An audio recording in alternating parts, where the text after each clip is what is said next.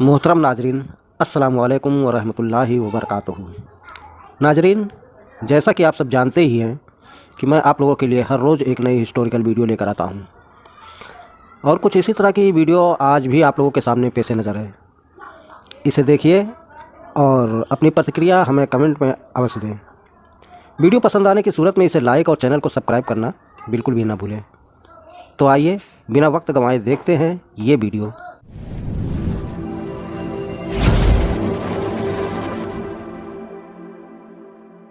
کہ کیا زرتشت نبی تھے کہ نہیں؟ دراصل پارسی ہمارے ہاں زیادہ تر آپ اس سے فیملیئر ہوں گے۔ پارسیوں کی یہ اولین روحانی پیشوا ہیں جنہیں زرتشت کہا جاتا ہے، اور اس مذہب کے یہ بانی تصور کیے جاتے ہیں۔ افغانستان کے ایک مقام گنج میں کم و بیش 1500 سے 2000 سال قبل مسیح میں یہ پیدا ہوئے، جبکہ زیادہ مستند ذرائع سے یہ پتہ چلتا ہے کہ ان کا دورانیہ حیات جو ہے وہ 628 سے 551 قبل مسیح بنتا ہے۔ ان کے بارے میں مورخین کا خیال ہے کہ وہ شاہی خاندان کے فرد تھے۔ آغاز شباب سے ہی غور و فکر اور مطالعے میں غرق رہتے تھے، اور شاعری بھی کرتے تھے، اور شاعری کو پسند بھی کرتے تھے۔ 30 سال کی عمر تک تلاش حق میں سرگرداں رہے۔ پھر ایک بار سورج کو ڈوبتے دیکھا تو ان پر حقیقت آشکار ہو گئی، اور ان سے منسوب مقدس کتب کے مطابق انہوں نے اہور مجدہ یا یزدہ نامی خدا کی پہچان کا دعویٰ کیا۔ مقامی لوگوں نے ان کے عقائد تسلیم کرنے سے انکار کر دیا، جس کے باعث انہیں اپنا وطن چھوڑ کر ہجرت کرنی پڑی، اور وہ اس وقت کے مشرقی ایران کے مشہور علاقے خراسان میں چلے گئے، جہاں پر ایک کشمار نامی شہر تھا، جہاں پر شاہ گستاسپ بادشاہ تھا، اس کا دربار لگا کرتا تھا۔ وہاں جا کر انہوں نے اپنے عقائد کی تبلیغ کی۔ شاہی خاندان نے ان کے عقائد کو تسلیم کر لیا، یوں ان کا مذہب جو ہے ایک سرکاری طور پر ایک مذہب کے طور پر ریاست میں نافذ ہو گیا۔ مورخین کے مطابق اس مذہب کا زیادہ تر حصہ جو ہے نا وہ 600 سے 650 قبل مسیح کے بعد تک ایران کے اندر یہ مختلف علاقوں میں پھیلتا رہا، اور یوں جو ہے یہ سمجھ لیں کہ ان کے ہاں یہ ایک اسپیشل تہوار ان کے ہاں منایا جاتا ہے، جسے یہ زرتشت کی یوم وفات کہتے ہیں، یعنی اسے خورشید بھی کہا جاتا ہے۔ تو اس مذہب کی تاریخ کے مطابق 10ویں مہینے کی 11ویں تاریخ کو یہ دن بنتا ہے، جس دن بلخ کے شہر میں جنگ کے دوران ایک تورانی سپاہی نے زرتشت کا خون کر دیا تھا۔ ان کے پیروکار اس تاریخ والے دن کو اپنے روحانی پیشوا کے دن کے طور پر مناتے ہیں، اور ان کے بتائے ہوئے پاٹوں کو پڑھاتے ہیں۔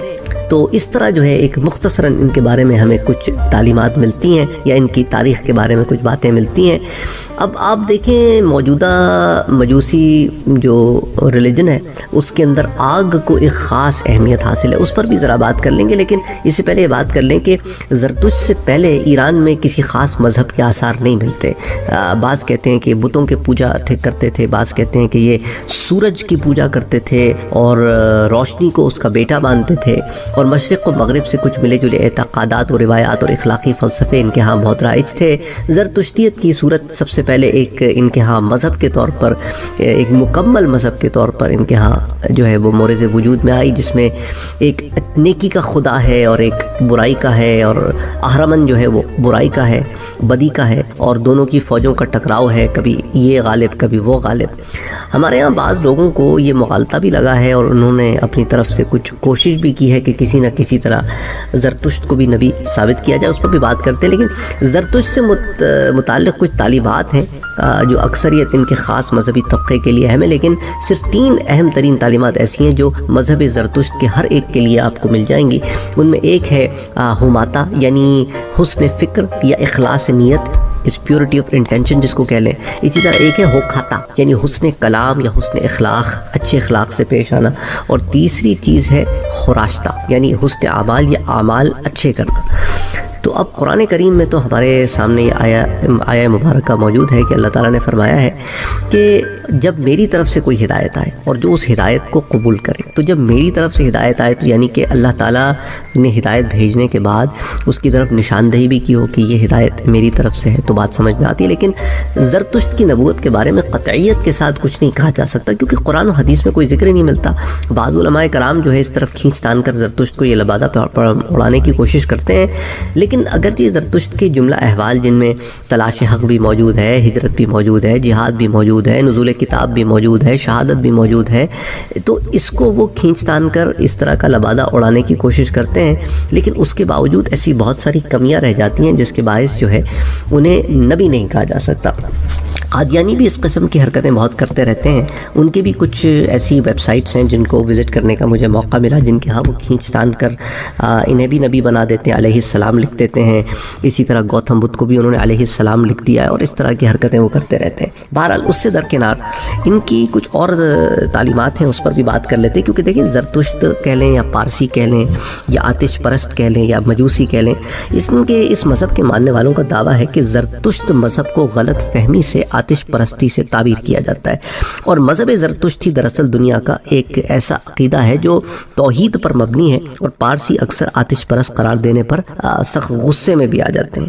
اچھا، پارسی اسکالر ہیں، وہ ایک لکھتے ہیں کہ آگ کی پرستش کرنا انسان کے لیے ایک قدرتی فعل ہے، کیونکہ یہ کائنات کی 4 بنیادی اجزاء میں سے ایک جز ہے جس سے انسانی تہذیب کی ارتقاء میں مدد ملی۔ آگ ہی نے انسان کی سردی اور جنگلی جانوروں سے حفاظت کی، کھانے کو پکایا اور گندگی اور غلاظت کو ختم کیا، مسافروں کو راستہ دکھایا اور انسان کو آتش دان کے گرد اکٹھا کیا۔ آگ ہی روشنی، حرارت اور طاقت کا منبع ہے۔ اسی طرح عیسائیوں کا ماننا ہے کہ تثلیث کا عقیدہ بھی قدرتی ہے، اسی طرح گوتم بدھ کی پوجا بھی کی جاتی ہے تو وہ اسے قدرتی کہتے ہیں، اور ہندوؤں کے نزدیک کروڑوں دیوی دیوتاؤں کی پوجا بھی وہ کہتے ہیں قدرتی ہے۔ تو زرتشت مذہب کے ماننے والے اکثر اپنی آگ کی عبادت کو اس طرح معنوی قرار دیتے ہیں جیسا کہ نمرود کے معبد میں ہمیشہ روشن رہنے والی آگ یا گرجا گھر میں روشن کیے جانے والی موم بتیاں۔ یہ محض ایک دھوکہ دینے کی کوشش ہے کہ گرجا گھروں میں روشنی کے لیے جلنے والی موم بتی کی آگ کو پارسیوں کے ہاں جلائی جانے والی آگ سے مشابہت دی جائے۔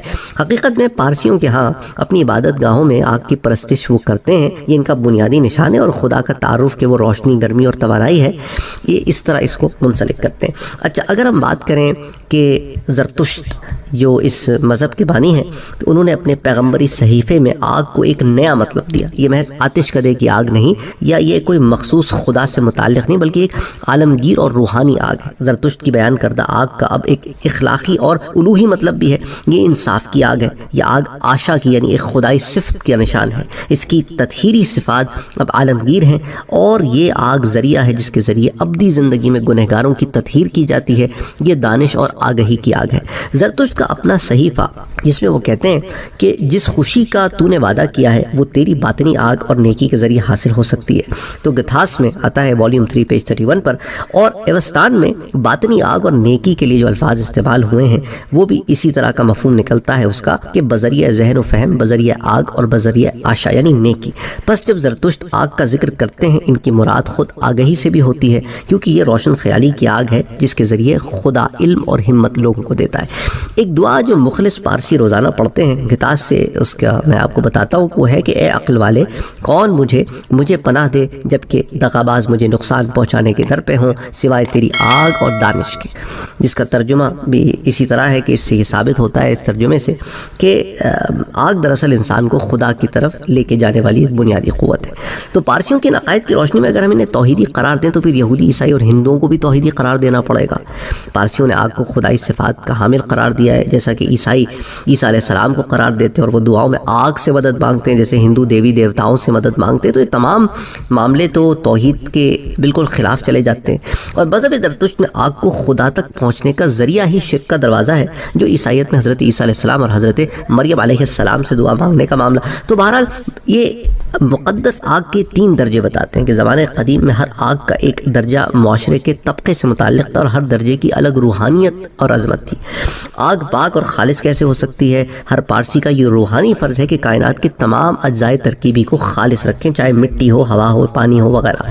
مقدس آگ وہ آگ ہے جو پاک ہے، جس سے کسی مردہ انسان یا کسی شے کو نہیں چھوا۔ اس پر بڑی تفصیل آتی ہے۔ تو یہی بڑا ان کے عجیب و غریب سے عقائد ہیں جس پہ آگ کو انہوں نے بالکل ایک محور رکھا ہوا ہے، سینٹرل پوائنٹ رکھا ہوا ہے۔ اور پارسی رائٹرز خود لکھتے ہیں کہ پارسیوں کو شروع سے آتش پرست تعبیر کیا جاتا رہا ہے، جو کہ ایک تاریخی غلط فہمی ہے۔